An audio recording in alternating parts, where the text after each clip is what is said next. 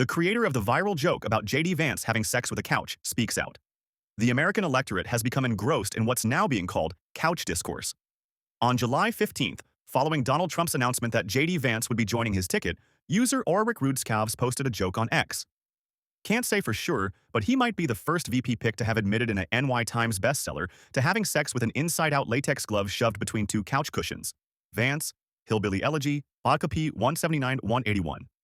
Of course, pages 179 through 181 of Hillbilly Elegy do not detail any such escapade, and there is no evidence that Vance has ever done anything with a couch beyond sitting on it.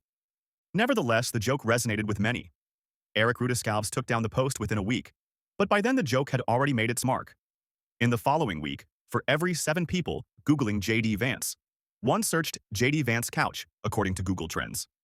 Memes imagining Vance's fascination with living room furnishings have proliferated online. Despite the joke's obvious nature, it was subjected to fact checks by Snopes and the Associated Press, the latter of which later removed its fact check from its site. Ironically, these debunkings only serve to further fuel the viral spread of couch discourse. The spread of the rumor has also ushered in a new era of online engagement from Democrats. In stark contrast to the Obama-era approach of, when they go low, we go high, Vice President Kamala Harris's campaign has adopted a more tongue-in-cheek tone, even tweeting, JD Vance does not couch his hatred for women. Couch discourse has even made its way onto TV. Where does someone even get an idea like that? Late Show host Stephen Colbert asked last week. In a grocery store, the Post's author told Business Insider. In a phone call over the weekend, he explained that the idea came to him while shopping on the day Vance was announced as Trump's running mate. Business Insider tracked down the author, who we'll refer to as Rick, in line with his previous X screen name, Eric Rudescalves. Rick changed his X handle and protected his account last week due to the intense attention the Post garnered. He requested to remain anonymous because he is not authorized by his employer to speak with the media, but Business Insider has verified his identity. Rick is not involved in politics, he has a desk job. Although he identifies with the political left and views Vance with irreverence, if not outright disrespect, partly because of his own similar upbringing to the one Vance describes in Hillbilly Elegy, his political conclusions diverge significantly from Vance's.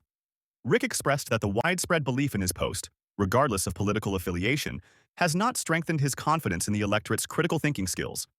He acknowledges that the responsibility for the misunderstanding partly falls on him. In terms of media literacy and those kinds of things, I guess I was already in the mud rolling around, he admitted. He is somewhat concerned that he might now be seen as spreading election misinformation, which was not his intention. Rick posted his joke because he saw in Vance a quality he felt could best be captured with the playful label, couchfucker. I've really enjoyed imagining his team and all the idiots associated with him grappling with this, Rick said. I think by the time the AP thing came out, I was telling one of my sisters, oh yeah, Trump is already calling him a couchfucker.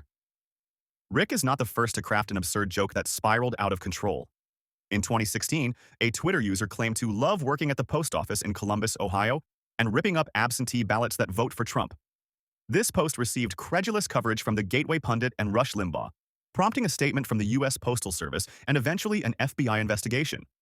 Rick speculated that whether or not Vance actually had any such encounter with a couch may be beside the point. He suggested that Vance's alleged couch romance could be seen as an example of what Werner Herzog calls ecstatic truth, a form of truth that transcends mere factuality, capturing a deeper essence that reveals something fundamental about the person in question. Regarding his decision to include a fabricated citation in his tweet about a man having sex with a couch, Rick cites highbrow inspiration. Not to egghead it up, he said, but his background as an English major and his literary tastes influenced his choice. Listing page numbers, he explained, was done in the style of authors like Jorge Luis Borges and John Fowles, who used real and fictional citations to add a layer of authenticity to their writing. It's something I've found funny my entire life, he said.